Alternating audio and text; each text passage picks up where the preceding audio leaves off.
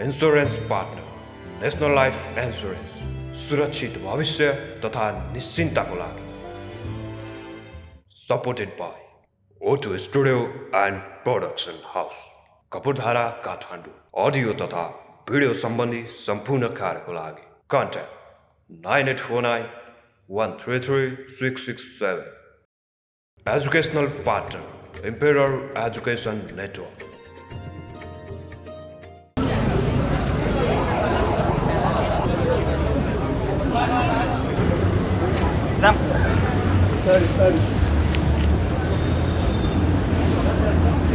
NADA auto show 2023 को शुभारम्भ झन्डै 3 वर्षको अन्तरालपछि आजबाट 15औं संस्करणको नाडा अटो शो 2023 शुभारम्भ हुँदैछ। कोरोना महामारीका कारण हामीले 2020 र 2021 को नाडा अटो शो सम्पन्न गर्न सकेनौं। त्यसैगरी सरकारले सवारी साधनहरूको आयातमा लगाएको प्रतिबन्धका कारण हामीले 2022 को नाडा अटो शो पनि सम्पन्न गर्न सकेनौं। यस्तो स्थितिमा गत वर्षको असोज महिनामा नेपालमा पहिलो पटक यसै भृकुटी मण्डपमा विद्युतीय सवारी साधनहरूको मात्र समावेश गरी नाडा इभी एक्सपो 2022 सम्पन्न गरेका थियौं। यस एसोसिएसनले सन् 1998 देखि नै निरन्तर रूपमा काठमाडौँमा नाडा अटो शोको आयोजना गर्दै आएको यस समारोहमा स्मरण गराउन चाहन्छु। आर्थिक समृद्धिका लागि अटोमोबाइल क्षेत्रको योगदान। नेपालको अटोमोबाइल क्षेत्रले राष्ट्रिय अर्थतन्त्र र रोजगारीमा महत्त्वपूर्ण योगदान दिँदै आएको छ। यसै क्रममा नेपालको अटोमोबाइल क्षेत्रले देशको भन्सार राजस्वमा 21% को योगदान दिएको छ। यसैगरी प्रत्यक्ष रूपमा 1 लाख र अप्रत्यक्ष रूपमा 10 लाख भन्दा बढी नागरिकहरूलाई रोजगारी समेत प्रदान गरेको छ। नेपालको विज्ञापन बजारमा झन्डै 40% हिस्सा अटोमोबाइल क्षेत्रले लिएको छ भने निर्जीवन बीमामा पनि यस क्षेत्रको 50% को योगदान रहेको छ। त्यसैगरी नेपालको अटोमोबाइल क्षेत्रमा अहिले 1 खरब भन्दा बढीको लगानी रहेको र नेपालको अटोमोबाइल व्यवसाय विद्यमान व्यवसायहरूमध्ये सर्वाधिक पारदर्शी व्यवसाय रहेको पनि माननीय अर्थमन्त्रीज्यूसँग अनुरोध गर्न चाहन्छु। नेपालका अटोमोबाइल उद्योगहरूको स्थापना सम्भावना। नेपालमा अटोमोबाइल क्षेत्रको कुरा गर्दा जहिले पनि यो आयातमा आधारित व्यवसाय मात्र हो भन्ने बुझिँदै आएको छ। तर अहिले नेपालमा अटोमोबाइल व्यवसायको स्वरूपमा परिवर्तन हुँदै आउन थालेको छ। पहिला आयात व्यापारमा आधारित अटोमोबाइल व्यवसाय अहिले क्रमशः उद्योगमा आधारित हुँदै गएको छ। नेपालमा केही मोटरसाइकल एसेम्बल गर्ने उद्योगहरू खुलिसकेका छन् भने केही खुल्ने प्रक्रियामा रहेका छन्। त्यसैगरी नेपालमा केही चारपाङ्ग्रे सवारी साधनहरू तथा विद्युतीय सवारी साधनहरूको एसेम्बल उद्योगहरू पनि खुल्ने क्रममा रहेका छन्। नेपालमा लुब्रिकेन्ट्स, ब्याट्री र टायर उद्योगहरू खुलिसकेका छन् भने सवारी साधनहरूमा प्रयोग हुने स्पेयर पार्ट्स तथा एसेसोरिज उत्पादनहरूको पनि प्रशस्त सम्भावनाहरू रहेका छन्। नेपालको आर्थिक अवस्थामा सुधार आएमा अबको 1 दशकमा धेरै प्रकारका अटोमोबाइल उद्योगहरू यहाँ खुल्ने सम्भावना रहेका छन्। सरकारले एसेम्बल गरी नेपालमा सवारी साधन उत्पादन गर्ने उद्योगहरूले नि अन्तःशुल्क र भन्सार महसुलमा छुट दिँदै र सहुलियत दिने व्यवस्था गरेको छ। यसप्रति हामी सरकारप्रति आभार व्यक्त गर्दछौँ। त्यसैगरी सवारी साधन उत्पादन गर्ने कम्पनीलाई 5 वर्षसम्म आयकर नलाग्ने व्यवस्थालाई पनि निरन्तरता दिएको छ।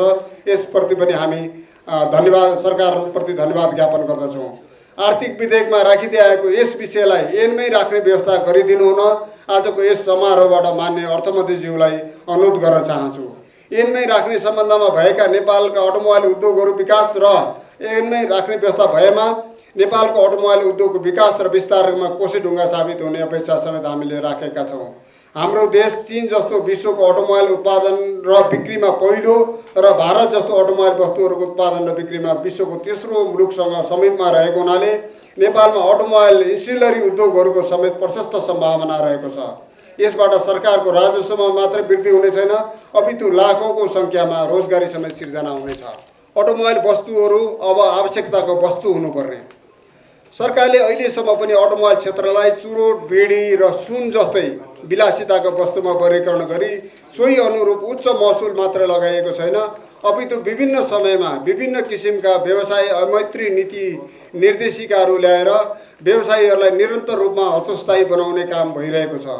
अहिलेको अवस्थामा नेपाली नागरिकले एउटा सवारी साधन खरिद गर्दा छिमेकी भारतीय र चिनिया नागरिकहरूको तुलनामा झन्डै 3 देखि 5 गुणा बढी मूल्य तिर्नु परेको अवस्था छ, जसले गर्दा सबै उद्योगहरूको उत्पादन लागत समेत उच्च हुने गरेको छ। यी तथ्यहरूले मनन गर्दै सरकारले सवारी साधनहरूलाई आवश्यकताको वस्तुमा वर्गीकरण गरी सोही अनुरूप आर्थिक नीति निर्माण गर्नेछ भन्ने हामीले अपेक्षा समेत राखेका छौँ। अटोमोबाइल व्यवसायप्रति सरकारको आफ्नै नीतिहरू विरोधाभासपूर्ण रहेको देखिन्छ। सरकारले सडक यातायातलाई उच्च प्राथमिकता राखेर वर्षेनी खरबौँ बजेट छुट्याउने गरे पनि यही सडकमा गुड्ने सवारी साधनलाई भने अनुत्पादक भन्दै विलासी वस्तुमा वर्गीकरण गरी सोही अनुरूप नीति निर्माण गर्ने र उच्च महसुल भन्सार महसुल दर कायम गर्ने गरिएको छ। सवारी साधन आयातकर्ताहरूले भन्सार महसुलमा आन्तरिक राजस्व कार्यालय, यातायात नगरपालिका, वाणिज्य विभाग जस्ता 6 स्थानमा कर बुझाउनु पर्ने बाध्यता अहिले छ। सरकारी स्तरमै राजधानीको बढ्दो ट्राफिक जामलाई हेरी देशमा सवारी साधनहरूको सङ्ख्या धेरै भएको अनेकन टीका टिप्पणीहरू भइरहेको देखिन्छ। तर त्यसलाई तथ्याङ्कगत दृष्टिले हेर्ने हो भने यथार्थमा अर्कै छ, फरक पर्छ। 3 करोड नेपालीहरूले झन्डै 7% नेपालीले मात्र 2 पाङ्ग्रे सवारी साधन उपयोग गरिरहेका देखिन्छ भने कार, जिप र भ्यान जस्ता निजी सवारी साधनहरू केवल 1% मात्रै नेपालीले उपयोग गरिरहेको देखिन्छ, जुन दक्षिण एसियामै सबैभन्दा कम उपयोगको सङ्ख्या हो। विद्युतीय सवारी साधनहरू सम्बन्धी नीतिहरूमा स्थायित्व हुनुपर्ने। सरकारले विद्युतीय सवारी साधनहरूको प्रयोगलाई उच्च प्राथमिकता दिने बताउँदै आए पनि विद्युतीय सवारी साधनहरूमा लाग्ने महसुल तथा अन्य सुविधाहरूमा हरेक वर्ष करका दरहरू परिवर्तन गरिनाले व्यवसायी अन्यलमा मात्र परेका छैनन्, अपितु विद्युतीय सवारी साधनहरूको आयात र उत्पादनमा समेत आइरहेको लगानीमा समेत नकारात्मक असर पर्न गएको छ। विद्युतीय सवारी साधनको विषय उठान गर्दा चार्जिङ स्टेसनहरू व्यवस्था ज्यादै महत्त्वपूर्ण हुन्छ। हामी निजी तथा आयातकर्ताहरूबाट यसका लागि आवश्यक पर्ने पूर्वाधार निर्माणका लागि गर्नुपर्ने कामहरू पुरा गरिसकेका छौँ। यसका लागि आवश्यक पर्ने टेक्निसियनहरू तयार पारिसकेका छौँ। नेपाल विद्युत प्राधिकरणले देशका सहरहरूमा 52 ठाउँमा चार्जिङ स्टेसनहरू स्थापना गरेको जानकारी हामीलाई प्राप्त भएको छ, तर यो पर्याप्त छैन। नेपालमा विद्युतीय सवारी साधनहरूको प्रयोगलाई प्रोत्साहित गर्न स्वचालित रूपमा फास्ट चार्जिङ स्टेसनहरू थप गर्दै जाने व्यवस्थाका लागि माननीय मन्त्रीज्यूसँग सादर अनुरोध गर्न चाहन्छु। हाल नेपालमा विद्युतीय सवारी साधनको आयात तथा खपत प्रतिवर्ष बढ्दै गएको छ। हालको औसत दर हेर्ने हो भने पनि विद्युतीय सवारी साधनको आयात तथा खपतमा दक्षिण एसियामै नेपाल सबैभन्दा अग्रणी स्थानमा रहेको देखिन्छ। तर सरकारले विद्युतीय सवारी साधनहरूको प्रयोगलाई प्रोत्साहित गरिरहँदा गुणस्तरीय विद्युतीय सवारी साधन उत्पादन र आयातमा भने नियमन गर्नुपर्ने आवश्यकता देखिएको छ। यदि समयमा नै नियमन नगर्ने हो भने भोलि नेपालमा कम गुणस्तरका विद्युतीय सवारी साधनको डम्प गर्ने थलो बन्ने सम्भावना प्रबल बन्दै गएको देखिन्छ। यसैले सरकारले यथाशीघ्र विद्युतीय सवारी साधन उत्पादन तथा आयातका लागि छुट्टै नीति तथा ऐन तर्जुमा गर्नुपर्ने हामी अनुरोध गर्न चाहन्छौँ। माननीय अर्थमन्त्रीज्यू, सरकारका केही नीतिगत निर्णयहरूमा नाडाका हाम्रा केही मागहरू रहेका छन्। यहाँ हामीले यो अवसरलाई, माननीय अर्थमन्त्रीज्यू यहाँ भएको अवसरलाई हामीले यसलाई अनुरोधको रूपमा यहाँले लिइदिनु हुन अनुरोध गर्न चाहन्छु। सरकारले देशका समग्र अर्थतन्त्र र व्यवसायीहरूको समस्याका समाधानका लागि केही ठोस पहल कदमी लिने प्रयास गरिरहेको हामीले महसुस गरेका छौँ। वर्तमान अवस्थामा बाह्य परिस्थितिहरू सकारात्मक हुँदाहुँदै पनि नेपाल राष्ट्र ब्याङ्कबाट विभिन्न समयमा जारी भएका कतिपय नीति निर्देशिकाहरूका कारण नेपालको अटोमोबाइल व्यवसाय नै कठिन मोडमा पुगेको छ। यसबाट व्यवसायी मात्रै मारमा परेका छैनन्, अपितु सरकारले प्राप्त गर्ने राजस्वमा समेत प्रतिकूल असर परेको छ। माननीय मन्त्रीज्यूसँग केही दिन अघिको प्रत्यक्ष भेटघाटमा पनि मैले यसबारे केही महत्त्वपूर्ण विषयहरूमा समाधानको लागि आग्रह गरेको थिएँ। ती विषयहरूबारे आजको यस समारोहमा पुनः दोहोऱ्याउन चाहन्छु। लामो समयको आर्थिक मन्दीका कारण अटोमोबाइल बजार धराशायी बनेको छ। अत अटोमोबाइल व्यवसायलाई लगानी भएको ऋण पुनर्तालिकीकरण गर्ने व्यवस्थाका लागि अनुरोध गर्दछु। त्यसैगरी ब्याङ्क तथा वित्तीय निकायहरूलाई अटोमोबाइल क्षेत्रमा लगानी गर्नको लागि प्रमुख बाधकको रूपमा रहेको हायर पर्चेज कर्जाको जोखिम भारलाई घटाएर 75% नै कायम गर्ने व्यवस्थाका लागि वा हाल कायम रहेको 25 लाखको क्यापलाई 50 लाखसम्म कायम गर्नको लागि माननीय मन्त्रीज्यूले अविलम्ब पहल गरिदिनु हुनको लागि अनुरोध गर्दछु। यस्तै सुस्ताएको अटोमोबाइल व्यवसायलाई गतिशील बनाउन ब्याङ्कहरूबाट निजी सवारी साधनको हायर पर्चेज लोन प्रवाह गर्ने प्रक्रियामा लोन टु भ्यालु रेसियोमा हाल 50% को सीमा तोकिएको छ, जसले गर्दा अटोमोबाइल व्यवसायलाई गम्भीर रूपले प्रभावित पारेको छ। त्यसैले यो सीमा तोक्ने अधिकार नेपालका ब्याङ्क तथा वित्तीय संस्थाहरूलाई नै प्रदान गर्ने व्यवस्थाका लागि म अनुरोध गर्दछु। त्यसैगरी चालु पुँजी कर्जाको सम्बन्धमा नेपाल राष्ट्र ब्याङ्कले हालै जारी गरेको कर्जा वर्गीकरण सम्बन्धी नयाँ व्यवस्थामा कुनै समूहभित्रको कुनै एक ऋणीले लिएको कर्जा निष्क्रिय वर्गमा वर्गीकरण भए समूहमा रहेका अन्य ऋणीको समेत निष्क्रिय वर्गमा कर्जा वर्गीकरण गरिनुपर्ने व्यवस्थाले ब्याङ्क तथा वित्तीय निकायमा असल कर्जावालालाई समेत असर पर्न जाने देखिन्छ। यसैगरी कुनै पनि कर्जा निष्क्रिय वर्गमा वर्गीकरण भएमा कर्जाको बक्यौता रकम समेत भुक्तानी गरेपछि पनि 6 महिनासम्म असल कर्जाको वर्गमा स्तरोन्नति नहुने व्यवस्थाले निजी क्षेत्रलाई हतोत्साही बनाउने भएकोले यस व्यवस्थालाई तत्काल सच्याउनको लागि आवश्यक पहल गरिदिनु हुन समेत माननीय मन्त्रीज्यूमा सादर अनुरोध गर्दछौँ। यी महत्त्वपूर्ण विषयहरूमा सरकारबाट समुचित सम्बोधन नभएसम्म नेपालको अटोमोबाइल व्यवसाय गतिशील हुन नसक्ने र यसको प्रत्यक्ष नकारात्मक प्रभाव देशको राजस्वमा पनि परिरहने भएको हुनाले उल्लेखित विषयहरूमा तत्काल सम्बोधनका लागि माननीय मन्त्रीज्यूसँग अनुरोध गर्दछु। भन्सार विभागले हालसालै 4 महिनापछि वास्तविकताभन्दा 3 गुणा बढीसम्म हुने गरी आफ्नो सन्दर्भ मूल्य सूची संशोधन गरेको छ। विभागको यस्तो निर्णयले हाम्रा सबै अटोमोबाइल स्पेयर पार्ट्स पैठारीकर्ताहरू थप समस्यामा पर्ने स्पष्ट देखिएको छ। सदैव समस्याको रूपमा देखा पर्दै आएको सन्दर्भ मूल्य सूचीका सन्दर्भमा तत्काल सरकारवाला निकायहरूसँग आवश्यक सल्लाह गरी यथार्थपरक मूल्य कायम गर्ने व्यवस्थाका लागि समेत मन्त्रीज्यूसम्म म आग्रह गर्न चाहन्छु। प्रदर्शनी स्थलको निर्माण विश्वका प्राय सबै ठुला सहरहरूमा कम्तीमा एउटा अन्तर्राष्ट्रिय स्तरको प्रदर्शनी केन्द्रको निर्माण गरिएको हुन्छ, तर झन्डै 60 लाख जनसङ्ख्या सहित नेपालको राजधानी समेत रहेको काठमाडौँ उपत्यकामा प्रदर्शनी स्थल भन्न मिल्ने एउटा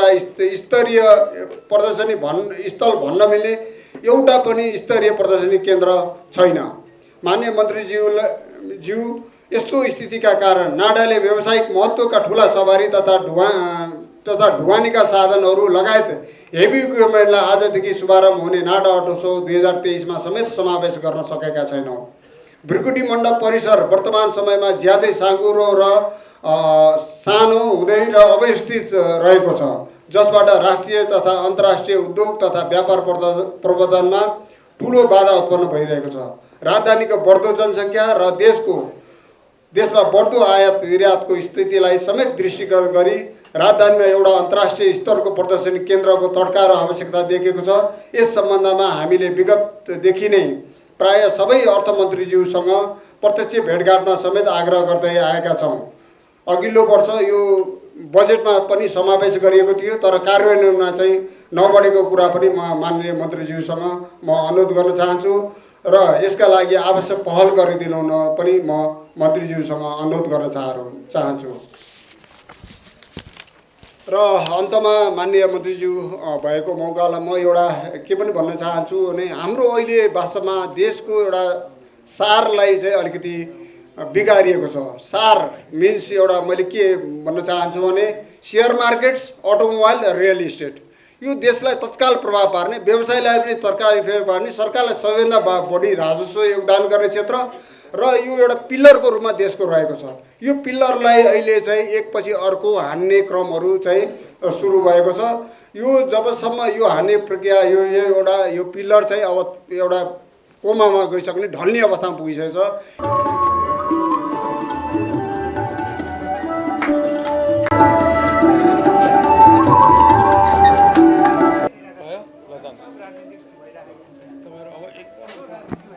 नाडा अटो सो 2023 को प्रारम्भ गर्दै गर्दा हामी यसको अब हामीले नाडा अटो सो गर्नुपर्छ भन्ने परिकल्पना गर्दै गर्दा हामी ठुलो समस्यामा थियौँ। अहिले पनि त्यो समस्यामा हामी छौँ पनि। अटो व्यवसाय आफैमा एकदमै धराशायी बनेको व्यवसाय हो। विगत अब यो अटो सो हामीले 4 वर्षमा गर्दैछौँ। यो 4 वर्षको पिरियडमै अटो व्यवसायले कहिले पनि हँसिलो अनुहार लिएर गुड्न पाएको छैन। अगाडि बढिरहेको छ, तर त्यो कसरी बढिरहेको छ त्यो अटो व्यवसायीहरूलाई मात्र थाहा छ। यो उद्योगलाई यो व्यवसायलाई अत्यन्त अप्ठ्यारो परेको अवस्थामा पनि हामीले 4 वर्षपछि यो अटो सो गर्ने जमर्को गरेका छौँ। यो अटो सोलाई यहाँसम्म पुर्याउनका लागि हामीले अत्यन्त मेहनत गर्नु परेको छ र यद्यपि यति हुँदाहुँदै पनि हामीले भ्रिकुटी मण्डपमै गर्नुपर्ने हाम्रो बाध्यात्मक परिस्थिति आज हामीले माननीय अर्थमन्त्रीज्यूलाई यहाँ पर्यटन बोर्डको हलमा समुद्घाटनको लागि बोलाउनु परेको छ, किनकि हामीसँग जहाँ हामीले प्रदर्शनी गरिरहेका छौँ त्यहाँ हामीसँग उद्घाटन गर्ने हल पनि छैन। विडम्बना के छ भने त्यो हल चुहिएर बिजोग छ। हामीले त्यो हलको मर्मत गर्दै माथि जाँदै त्यो टाल्दै त्यो हलमा चाहिँ प्रदर्शनी गरेका छौँ। अहिलेको अवस्थामा यो अवस्था रहेको छ। अहिले यस्तो अवस्थामा हामीले यहाँसम्म लिएर आएर अब अहिले हामीले प्रदर्शनी हलमा चाहिँ रिबन काट्न लैजानु पर्दाखेरि हामीले माननीय अर्थमन्त्रीलाई हिँडाएर यहाँसम्म लानुपर्ने अवस्था पनि छ, किनकि त्यहाँभित्र हल छैन। हेर्नुहोस्, हल एउटा बिक्री गरेर हुन्छ, हामीलाई भाडामा दिएको हुन्छ, उतापट्टिको अर्को सानो हल अर्कैलाई भाडामा दिएको हुन्छ, त्यहाँ बस्ने ठाउँ छैन। यो व्यथितिको बिचमा पनि हामीसँग कतिपटक हामीले बारम्बार हामीले सरकारलाई अनुरोध गरेका छौँ, एउटा प्रदर्शनी हल चाहिन्छ। नेपालमा प्रदर्शनी हलै छैन भन्न त पाइएन, हुन त चितवनमा असाध्यै राम्रो प्रदर्शनी हल छ, त्यो म बिर्सिन चाहन्न। तर पनि काठमाडौँमा सधैँभरि प्रदर्शनी गर्नुपर्ने व्यवसायी साथीहरूलाई अत्यन्त दुःख छ माननीय अर्थमन्त्रीज्यू। त्यसको बावजुद पनि हामीले यो यसपालि नाडा अटो सो गर्ने जमर्को गरेका छौँ। यसलाई चाहिँ नाडा अटोमोबिल एसोसिएसन अफ नेपालको आयोजनामा हुन लागेको यसको टाइटल स्पोन्सर चाहिँ यसपटक टाटा मोटर्स जेन्युन आयल रहेको छ भने सहप्रायोजकमा शिखर इन्सुरेन्स कम्पनी र डोर प्रायोजक चाहिँ याडी कम्पनी रहेको छ, जसले सवारी साधन तथा अटो कम्पोनेन्ट्सहरू सम्बन्धी सम्पूर्ण जानकारी दिने उद्देश्यले गरिएको यो अटो सोमा 2 पाङ्ग्रे 3 पाङ्ग्रे 4 पाङ्ग्रे कमर्सियल गाडीहरू, auto component, tyre, tubes, lubricants, नेपालमै बनेका सामग्रीहरू, नेपालमै बनेका कम्पोनेन्टहरूको पनि प्रदर्शनी हो यो। यसले चाहिँ कम्तीमा यो इकोनोमिक क्राइसिसको बेलामा केही अर्थ चलायमान बनाउन अथवा बजारलाई केही भाइब्रेन्ट बनाउन चाहिँ पक्कै मद्दत पुग्छ भन्ने हामीले विश्वास लिएका छौँ। यसमा चाहिँ टिकटको लागि अनलाइन टिकट खरिदका लागि खल्तीसँग हामीले पार्टनरसिपमा काम गरेका छौँ भने हामीलाई यसमा विभिन्न सङ्घ संस्थाहरू हामीसँग चाहिँ आबद्ध भएर आउनुभएको छ। टिकटिङ पार्टनरमा खल्ती, अफिसियल इन्टरनेट पार्टनरमा वर्ल्ड लिङ्क, फायर सेफ्टी सपोर्टमा हिटको प्राली, हस्पिटल पार्टनरमा फ्रन्टलाइन हस्पिटल र प्रतिष्ठित संस्थाहरू रहेका छन् भने प्रदर्शनीको व्यवस्थापन चाहिँ ग्लोबल एक्सपोजिसन एन्ड म्यानेजमेन्ट सर्भिसेसले गरेको छ र media management Everest ad and event management कम्पनीले गरेको छ भने यसमा विभिन्न बजारका सुस्तताका बावजुद पनि हामीले यो गरेका छौँ। अगाडि बढ्दै हामीले चाहिँ 6 दिनसम्म यो प्रदर्शनी, आजका मितिबाट 6 दिनसम्म यो प्रदर्शनी रहेको छ। टिकटमा 200 रुपियाँ जेनरल टिकट र विद्यार्थीहरूको लागि चाहिँ 150 रुपियाँ रहेको छ भने पार्किङको लागि हामीले टोडी खेलको वरिपरि 3वटा स्थानमा पार्किङको व्यवस्था मिलाएका छौँ। काठमाडौँ मलमा पाउनुहुनेछ, आर्मीको चाहिँ सैनिकको एउटा भवन छ, त्यो न्यू रोड गेटको छेउमा, त्यहाँ पनि पार्किङ गर्न सक्नुहुनेछ र अहिलेको पुरानो बस पार्कको छेउमा रहेको भ्यू टावरको तल पनि पार्किङ गर्न सक्नुहुन्छ। 4 पाङ्ग्रेको लागि भने 2 पाङ्ग्रेको लागि हामीले प्रदर्शनी हलभित्रै पार्किङको व्यवस्था गरेका छौँ। पार्किङ गरिसकेपछि नाडाले सञ्चालन गरेको निःशुल्क सटल बस सर्भिसमा आफ्नो सवारी साधनलाई पार्किङमा राखेर नाडाले सञ्चालन गरेको निःशुल्क सटल बस सर्भिसमा यहाँहरूले यात्रा गर्न पाउनुहुन्छ र उहाँहरूले यहाँसम्म लिएर आएर बसले छोडिदिन्छ। यहाँहरूले अवलोकन गरेर फेरि निःशुल्क सटल बस सर्भिसमा आफ्नो पार्किङ स्थलसम्म जान सक्नुहुनेछ र 3वटा बस नियमित रूपमा कन्टिन्यू बिहान 10 बजेदेखि बेलुका 7 बजेसम्म नियमित रूपमा चलिरहन्छ। यो टोडी खेल वरिपरि यहाँहरूले आफ्नो पार्किङ गरेर नाडाद्वारा सञ्चालित निःशुल्क बस सेवा यहाँहरूले लिन सक्नुहुन्छ र यसलाई हामीलाई महानगर यातायातले सपोर्ट गर्नुभएको छ र यसरी आजबाट सुरु हुने यो नाडा अटो सो 2023लाई चाहिँ भव्यताका साथ शुभारम्भ गरिदिनु हुन यहाँ उपस्थित हुनुभएका सम्पूर्ण माननीय अर्थमन्त्री डाक्टर प्रकाश शरण महत लगायत सम्पूर्ण विशिष्ट अतिथिहरू, यहाँ उपस्थित हुनुभएका सम्पूर्ण विशिष्ट व्यक्तित्वहरू, यहाँहरू सबैजनालाई म अन्तर्मनबाटै स्वागत गर्न चाहन्छु।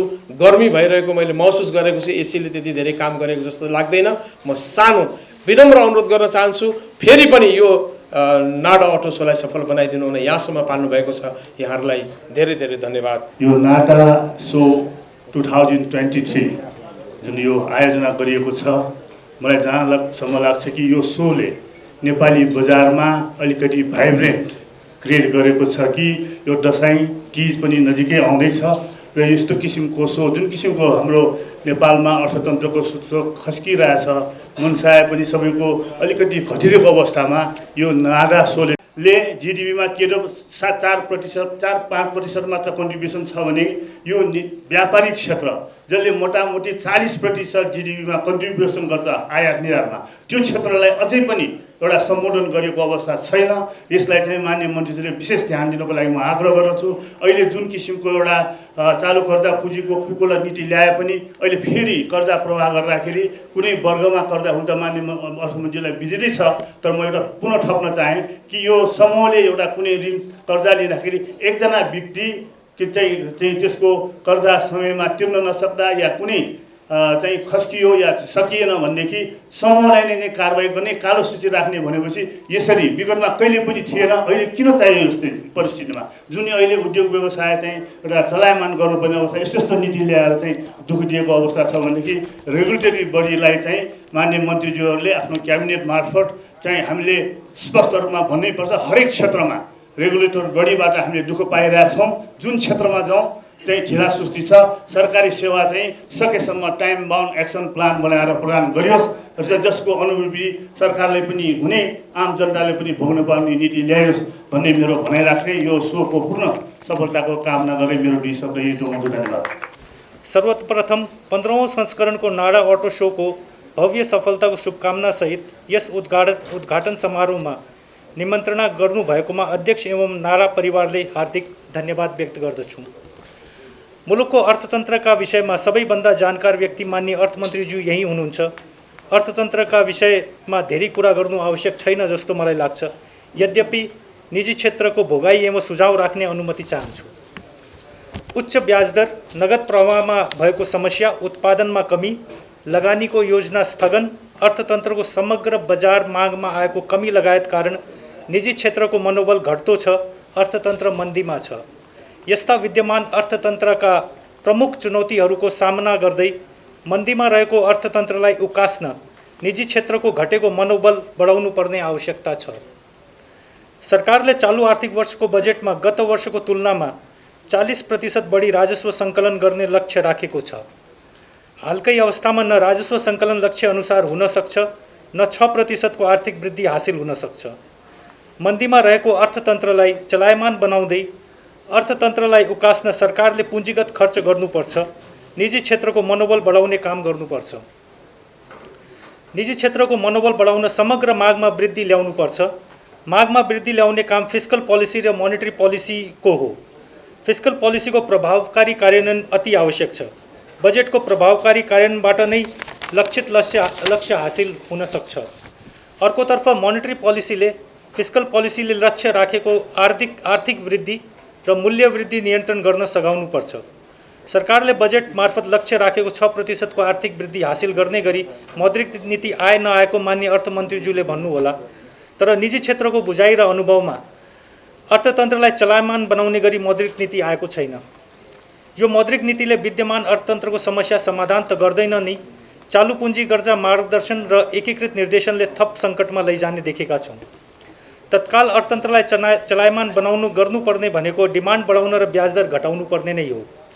तर अहिले पनि राष्ट्र ब्याङ्क युवाहरू विदेश जाँदा डिमान्ड घटेको सेलेक्टिभ न्यारेटिभ बोलिरहेको छ। युवा विदेशिएका कारण डिमान्ड घटेको भन्ने होइन। विगतका वर्षहरूमा पनि त युवाहरू विदेश गएकै थिए। नीतिका कारण डिमान्ड घटेको तथ्यलाई गलत रूपमा परिभाषित गर्न खोजिएको छ। हामीले राष्ट्र ब्याङ्कबाट यस्तो अपेक्षा गरेका थिएनौँ। अहिले ब्याङ्कहरूमा राम्रो लगानी योग्य पुँजी छ, तर उद्योगीहरूले ऋण लिन सकिरहेका छैनन्। यसको कारण भनेको वर्किङ क्यापिटल गाइडलाइन्समा गरिएको व्यवस्था पनि हो। लिलामीको सूचनाले पत्रिकाहरू भरिएका छन्। राष्ट्र ब्याङ्कहरूले मात्रै होइन, उद्योगी व्यवसायको पनि अभिभावक बन्नुपर्छ भन्ने लाग्छ। ब्याङ्कहरूको मात्रै चिन्ता गर्दा अर्थतन्त्र कहाँ छ भन्ने पनि सोच्नुपर्छ। अर्थतन्त्रलाई विस्तार गराउने महत्त्वपूर्ण भूमिका नेपाल राष्ट्र ब्याङ्कको पनि हो भन्ने हामीलाई लाग्छ। मान्य मन्त्रीज्यू, सरकारको दीर्घकालीन लक्ष्य आन्तरिक उत्पादन बढाउने, खपत बढाउने र आत्मनिर्भर अर्थतन्त्र निर्माण गर्नेमा नै केन्द्रित हुन आवश्यक छ। अटोमोबाइल क्षेत्रले राजस्वमा ठूलो योगदान गरेको छ। अटोमोबाइल क्षेत्रलाई पनि चलायमान बनाउन सकिए विद्यमान अर्थतन्त्र चलायमान हुने भएकाले यसतर्फ पनि ध्यान दिन अनुरोध गर्दछु। साथै नाडा अटो सोले यसमा पक्कै पनि बल पुर्याउने विश्वास लिएको छु। अन्त्यमा नाडा अटो सोको भव्य सफलताको शुभकामना व्यक्त गर्दै यस अवसरको लागि आयोजकलाई हार्दिक धन्यवाद सहित बिदा हुन चाहन्छु। हाम्रो म माननीय अर्थमन्त्रीज्यू, मैले अब यो कतिपय चाहिँ अलि ऊ पनि लाग्ला, कतिपय भन्नाले हाम्रा नेपाल सरकार अन्तर्गतका चाहिँ मन्त्रालय, विभाग, अब राष्ट्र ब्याङ्क भनेर नियमनकारी निकायहरूको चाहिँ वास्तवमा चाहिँ अलिकति कोअर्डिनेसन चाहिँ ठ्याक्कै चाहिँ भएको चाहिँ छैन। वास्तवमा यो चाहिँ अहिले आम पब्लिकको पनि के देखिएको छ भने अहिले यो जति पनि भन्नाले चाहिँ इस्युहरू चाहिँ आयो, वास्तवमा चाहिँ यो अलिकति भन्नाले अब संस्था प्रधान अथवा इन्स्टिट्युसन हिसाबले आफ्नो इन्स्टिट्युसनको मात्र चाहिँ कुराहरू चाहिँ गरेको कुराहरू वास्तवमा यो आम पब्लिकले चाहिँ फिलिङ गरेको चाहिँ कुरा चाहिँ छ। चाहे यो चाहिँ जस्तो वर्किङ क्यापिटल गाइडलाइनको कुरा भनौँ, चाहे श्रीलङ्काको चाहिँ त्रास देखाएर जुन आएका चाहिँ पोलिसीको कुराहरू गरौँ, चाहे कुनै पनि चाहिँ यो इम्पोर्ट रिस्ट्रिक्सनको चाहिँ कुराहरू चाहिँ देखौँ, निजी क्षेत्रको तर्फबाट चाहिँ दिइने चाहिँ सुझावलाई कहिल्यै पनि वास्तवमा चाहिँ जुन एउटा यो चाहिँ केवल निजी क्षेत्रले माग्ने मात्र चाहिँ गरेको चाहिँ छ भन्ने हिसाबको वास्तवमा चाहिँ यो इम्प्रेसन चाहिँ रह्यो। र त्यही कारणले वास्तवमा हामीले जति पनि सुझावहरू त्यति बेला चाहिँ दिएको थियौँ, अघि हाम्रो अध्यक्षज्यूले चाहिँ जुन भन्नुभयो जस्तो श्रीलङ्काको चाहिँ त्रासको कारणबाट जस्तो अटोमोबाइलमा जुन इम्पोर्ट रिस्ट्रिक्सनको कुराहरूदेखि लिएर जति पनि पोलिसीहरू चाहिँ आयो, चाहे त्यो रिस्क वेटको कुराहरू चाहिँ भनौँ, चाहे भन्नाले चाहिँ यो इम्पोर्टलाई रोक्ने चाहिँ कुराहरू भनौँ, चाहे हरेक पोलिसीले चाहिँ के भयो भने अहिलेको चाहिँ वास्तवमा चाहिँ वर्तमान अवस्था जुन एउटा चाहिँ एउटा क्राइसिसको अथवा एउटा मन्दीको अवस्थामा चाहिँ पुग्यो। त्यसले गर्दा म माननीय अर्थमन्त्रीज्यू जति पनि हामीले निजी क्षेत्रको तर्फबाट सुझावहरू हामीले चाहिँ दिने गरेको चाहिँ छौँ, त्यो केवल व्यापारीको लागि मात्र चाहिँ होइन, यो चाहिँ प्योरली यो चाहिँ भन्नाले चाहिँ आम पब्लिकको र कन्ट्रीको इकोनोमिक एक्टिभिटी बढाउनको लागि चाहिँ दिएका चाहिँ सुझावहरू हुन्। र यो हामीले दिएको चाहिँ सुझावलाई केवल व्यवसायीहरूले आफ्नो मात्र चाहिँ कुरा गर्छन्, यिनीहरूले आफ्नो माग मात्र चाहिँ राख्छन् भन्ने सोचाइ हाम्रो चाहिँ विभिन्न रेगुलेटरहरूको चाहिँ एउटा चाहिँ विचारमा चाहिँ त्यो लागेको कारणबाट वास्तवमा अहिलेको अवस्था आएको हो भन्ने कुरा म माननीय अर्थमन्त्रीज्यूलाई म चाहिँ राख्न चाहन्छु।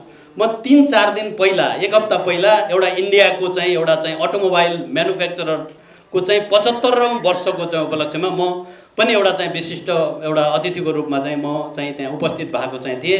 त्यहाँ चाहिँ भारतका यातायात मन्त्री नितिन गडकरीजी हुनुहुन्थ्यो र उहाँले वास्तवमा त्यो एउटा चाहिँ कम्पनीको चाहिँ जुन प्रोग्राम थियो 75 वर्षको चाहिँ जुन प्रोग्राम चाहिँ थियो, त्यो प्रोग्राममा वास्तवमा चाहिँ उहाँले भनेका चाहिँ कुराहरू निजी क्षेत्रलाई हामी चाहिँ तपाईँहरूलाई के गर्नुपर्छ, तपाईँहरूलाई कसरी चाहिँ भन्नाले चाहिँ हामी चाहिँ सपोर्ट गर्न सक्छौँ र यो जति पनि भारतको यो जुन एउटा छोटो समयमा एउटा जुन एउटा चमत्कारिक हिसाबले जुन एउटा चाहिँ विकास चाहिँ भएको छ त्यो चाहिँ प्योरली निजी क्षेत्रले चाहिँ गर्दाखेरि चाहिँ भएको।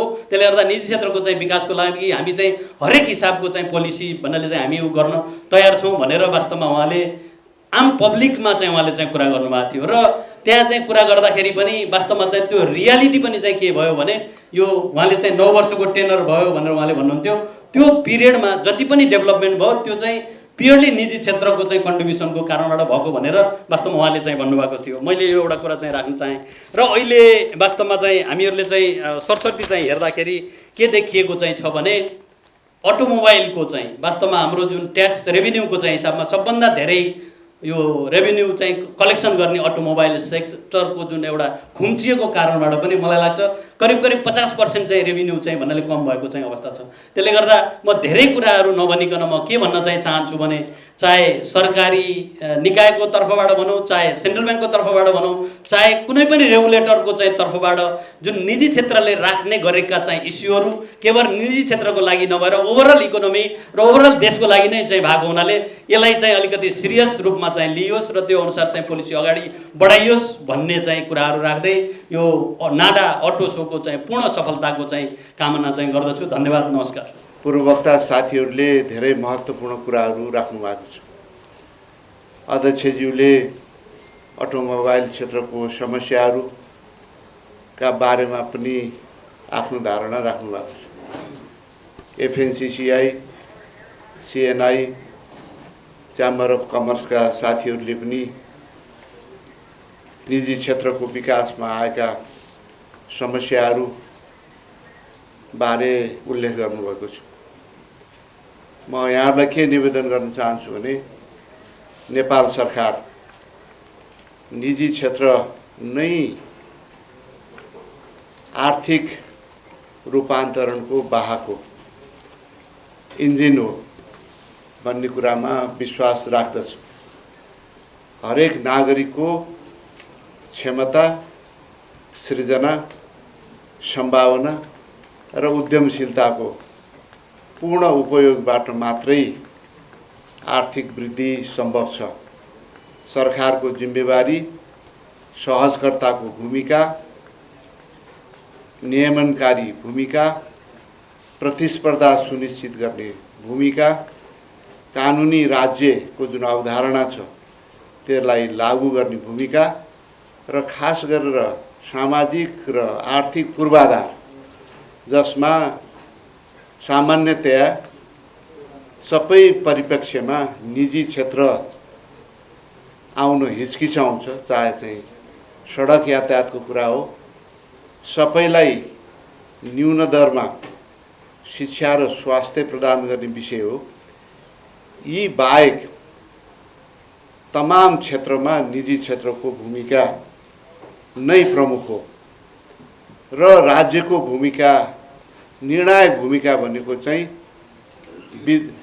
डिस्ट्रिब्युसन, जहाँ कुनै वर्ग, समूह, क्षेत्र विविध कारणले पछाडि पर्यो, खास कारणहरूले, विशिष्ट कारणहरूले पछाडि पर्यो भने त्यसमा राज्यले जुन प्राप्त जुन साधन स्रोत छ राजस्व मार्फतबाट त्यसको एउटा हिस्सा त्यो वर्ग समूहमा लगानी गरेर उनीहरूलाई पनि समाजको विकास सँगसँगै आर्थिक उन्नति, प्रगति र अवसर सुनिश्चित गर्ने त्यो काम चाहिँ राज्यको हो। त्यस अर्थमा मलाई लाग्छ निजी क्षेत्रको भूमिकालाई हामीले उच्च महत्त्व दिएका छौँ। यद्यपि अर्थतन्त्रमा समस्या छ, त्यसमा दुई मत भएन। समस्या छ, तर म के विश्वास व्यक्त गर्न चाहन्छु भने अब यो समस्या धेरै रहँदैन, समस्याहरू कम हुँदै गएका छन् र हाम्रो आर्थिक गतिविधि अब बिस्तारै अगाडि बढ्छ र त्यसका चाहिँ ठोस सङ्केतहरू पनि देखा पर्न थालेका छन्। हाम्रो बाह्य मुद्राको सञ्चिति यथेष्ट छ। हिजोको जस्तो अब श्रीलङ्काको बाटोमा जाने हो कि देश भन्ने अवस्था कति पनि छैन। पर्यटन क्षेत्र अब अगाडि बढ्छ, पोहोरको सालभन्दा डबल पर्यटकहरू आएको अवस्था छ। योभन्दा अगाडि सालभन्दा यो लास्ट इयर र यो साल अझ ज्यादा हुने स्थिति छ। त्यसले पनि आर्थिक गतिविधिलाई बढाउँछ। यो जग्गा कारोबार, सेयर मार्केट, अटोमोबाइलको यहाँहरूले कुरा गर्नुभयो, यसमा केही समस्याहरू थिए। जग्गा कारोबारमा किता काटको पनि समस्या थियो र ऋण प्रवाहको पनि समस्या थियो। किता काटको समस्या समाधान भएको छ र अब बिस्तारै यो जग्गामा को गतिविधि, किनबेचको गतिविधि पनि बढ्छ। सँगसँगै अटोमोबाइलको बिक्री पनि अब बढ्छ। म केही समय अगाडि भैरवा भन्सार जाँदा त्यहाँ चाहिँ हजारौँ गाडीहरू चाहिँ पार्किङमा बसिरहेको अवस्था थियो।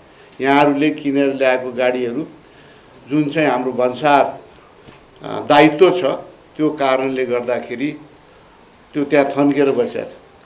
बिस्तारै अब त्यो चाहिँ अब भित्र प्रश्न सुरु गरेको छ। अब यो त्यहाँ मलाई रिपोर्ट भैरवाबाटै आयो, 10औं माइल 20औं माइलसम्म उतापट्टि त्यहाँ ट्रकहरू लाइनमा छ, त्यहाँ हाम्रो ट्राफिकलाई नै समस्या भयो भनेर इन्डिया तर्फबाट चाहिँ कुरा आयो। त्यसकारण यो 3 दिनमा क्लियर गर्नु, रात दिन काम गरेर भनेर हामीले भन्यौँ। भनेपछि यो आयात पनि बढ्न थालेको छ। यद्यपि हामी आयातभन्दा निर्यात नै बढोस् भन्ने चाहन्छौँ, तर पनि त्यो चाहिँ निकट भविष्यमै त्यो कुराहरू चाहिँ यो आयात निर्यातको सन्तुलन तत्कालै हुने कुरा होइन, बिस्तारै हामीले गति पक्रिराखेका छौँ। त्यसकारण म सम्पूर्ण निजी क्षेत्रका साथीहरू र अटोमोबाइलसँग जोडिनुभएका साथीहरूलाई के अनुरोध गर्न चाहन्छु भने अब हामीले एउटा सकारात्मक अर्थतन्त्र सकारात्मक बाटोमा जान्छ, त्यो किसिमको बहस थाल्नु, त्यसले एउटा आत्मविश्वास बढ्छ। अर्थतन्त्रमा पैसै नभएको होइन, त्यो चलिरहेको छैन, त्यो घुमिरहेको छैन, त्यो घुम्न जरुरी छ। एकै ठाउँ रहिरह्यो भने असुरक्षाको कारण के हो, सबैले नराम्रो भन्छन्, सबैले खराब छ भन्छन्। भोलि के हो भनेर उपभोक्ताले पनि खर्च गर्न तयार नहुने, त्यस्तै गरेर चाहिँ ब्याङ्करहरूले पनि लेन गर्न तयार नहुने, के हो भनेर। त्यस्तै गरेर लगानीकर्ताहरूले पनि ऋण लिन नचाहने। डुब्छौ किन चाहिँ लगानी गर्छौ, सबले भन्छन्, डुब्ने पो हो कि के हो। त्यसकारण हामीले अब खर्च गर्नेले पनि खर्च गरौँ, लगानी गर्नेले पनि लगानी गरौँ, ल्यान्ड गर्नेले पनि ल्यान्ड गरौँ, सरकारले पनि खर्च गरोस्, नियामक निकायले पनि धेरै सानो सानो कुरामा हात हालेर माइक्रो म्यानेजमेन्ट गर्ने कुरा नगरौँ। यो किसिमको डिस्कोर्सको अहिले आवश्यकता छ भन्ने मलाई लागेको छ। अवश्य पनि हामी निजी क्षेत्रको केही हाम्रो नियमनकारी निकायहरूको जुन चाहिँ प्रस्तावहरू छ, नीति छ, त्यसबाट अझै हामी समस्यामा छौँ भनेर भनिराख्नु भएको छ। त्यसमा केही जायज आधारहरू पनि मैले देखेको छु, चाहे सेयर मार्केटसँग जोडिएको कुरा होस्, चाहे चाहिँ यो वर्किङ क्यापिटलले विभिन्न सीमाहरू चाहिँ तोकेका विषयहरू। धेरै हामीले नियामक निकायले सरकारले हरेक सानो सानो इस्युमा यो गर त्यो गर भन्ने आवश्यकता छैन। हामीले ब्रोड गाइडलाइन दिने हो। सबै आफ्नो ठाउँमा जिम्मेवार, ब्याङ्करहरू पनि जिम्मेवार, उनीहरूको पनि आफ्नो चाहिँ रिस्क कति लिने नलिने भन्ने उनीहरूलाई पनि जानकारी छ। त्यो चाहिँ डुब्दा उनीहरू सबै डुब्छन्। त्यस्तै गरेर चाहिँ निजी क्षेत्रले पनि के चाहिँ उचित छ, के चाहिँ उचित छैन, त्यसको चाहिँ एउटा हेक्का अवश्य पनि राख्छ भन्ने मलाई लागेको छ। यद्यपि हाम्रो देशमा अलिकति हर्ड मेन्टालिटी छ। एउटाले एक थोक गर्यो भने सबैले चाहिँ त्यसमै हुने रहेछ भने सबैले त्यसमै प्रवेश गर्दाखेरि अनि त्यसपछि चाहिँ समस्या आउँछ। यो जग्गामा आएको पनि एक किसिमको समस्या, अत्याधिक स्पेकुलेसन। हरेक हामीहरू चाहिँ व्यवसायी जस्तो, मलाई एउटा जग्गाको आवश्यकता, एउटा घरको आवश्यकता छ भने 10वटा जग्गा म किन राख्छु भने यसमा फाइदा हुन्छ।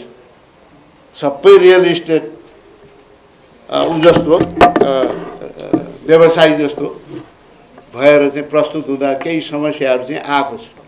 सेयर मार्केटमा पनि त्यो केही समस्या आछ। तर त्यो भनेर हामीले एकदम चाहिँ रिभर्स ब्रेक हानेर समस्याको समाधान हुँदैन।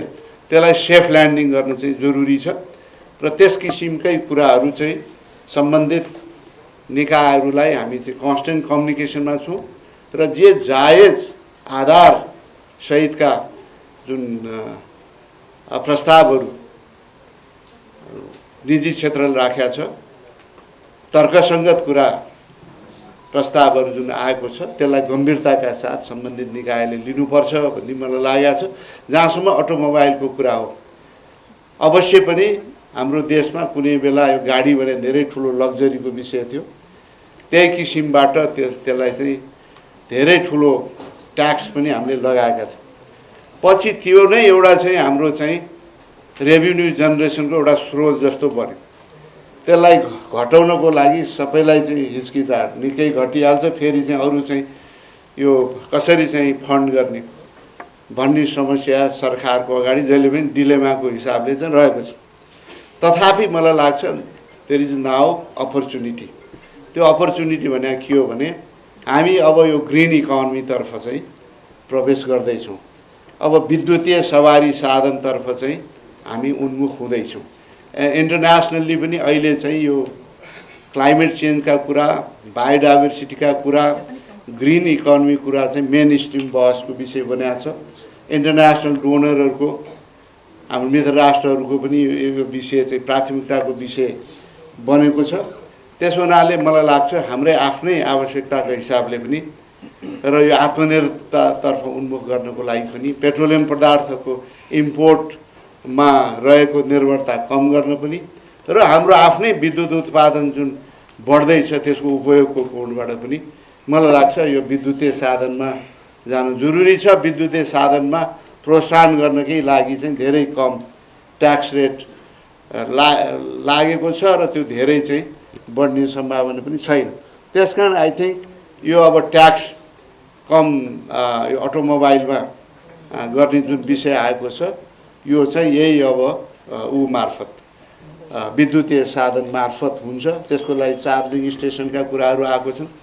त्यसमा हामीले यो चार्जिङ स्टेसन बढाउने तर्फ युनियन लागिराखेको छ। त्यसमा थप प्रस्तावहरू पनि आएको छ र त्यसलाई हामी अगाडि बढाउँछौँ। त्यसको जुन चार्जिङ स्टेसनको आवश्यकता छ यो लामो दूरीको जुन चाहिँ यातायातको लागि, त्यस्तै गरी चाहिँ यो बस ट्रक भोलिको दिनमा जुन चाहिँ हामीले विद्युतीय उसमा लानुपर्छ, त्यस हिसाबले पनि मलाई लाग्छ चार्जिङ स्टेसनहरूलाई पनि हामी चाहिँ विकसित गरेर चाहिँ लान्छौँ। अरू जति पनि यो अटोमोबाइलसँग जोडिएका तपाईँहरूको समस्या छ, अप्ठ्याराहरू छन्, त्यो अप्ठ्याराहरूलाई चाहिँ हामी कम गर्न लाग्छौँ। यद्यपि हाम्रो अब यो डिलर एसोसिएसन नै भनेको छ, डिलर एसोसिएसनबाट अब हामी उत्पादक एसोसिएसन हुनुपर्ने, कमसेकम कम्पोनेन्टहरू एटलिस्ट हामी चाहिँ पुरै यहाँ चाहिँ गर्न सक्दैनौँ भने पनि त्यतातिर अब मुभ गर्नुपर्छ। र मलाई त के लाग्छ भने यहाँ चाहिँ डिलरहरू यति ज्यादा सङ्ख्यामा छ कि त्यसले पनि यो कस्ट तपाईँहरूको जुन भाडा छ त्यो कस्टले गर्दाखेरि you have to pass those cost to consumer, त्यो समस्या छ।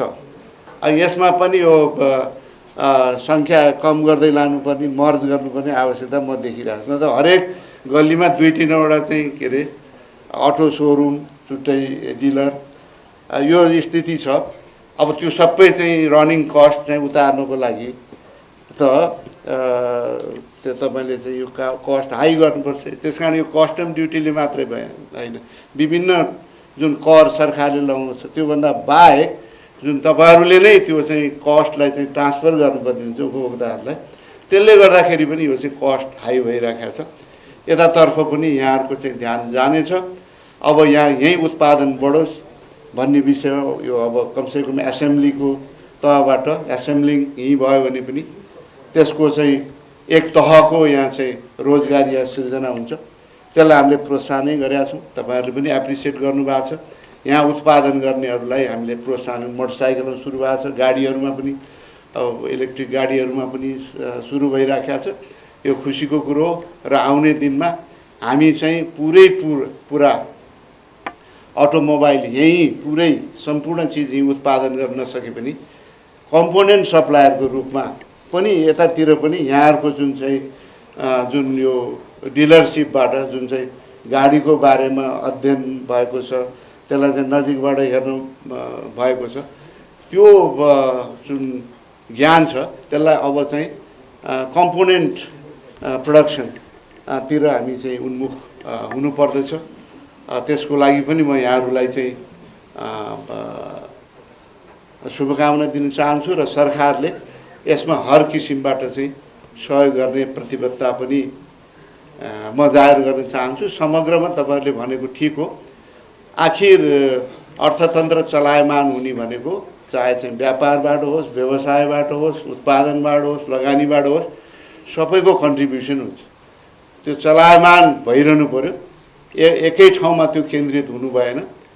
त्यो रिसोर्सेसहरू चाहिँ एउटा हातबाट अर्को हातमा चाहिँ जति ज्यादा ट्रान्सफर हुन्छ त्यसले चाहिँ आर्थिक गतिविधि चाहिँ बढाउँछ र आम्दानीको स्रोतको रूपमा पनि त्यो विकसित हुने भएको हुनाले हामीले धेरै ज्यादा डिस्क्रिमिनेसन गर्नुपर्ने आवश्यकता छैन।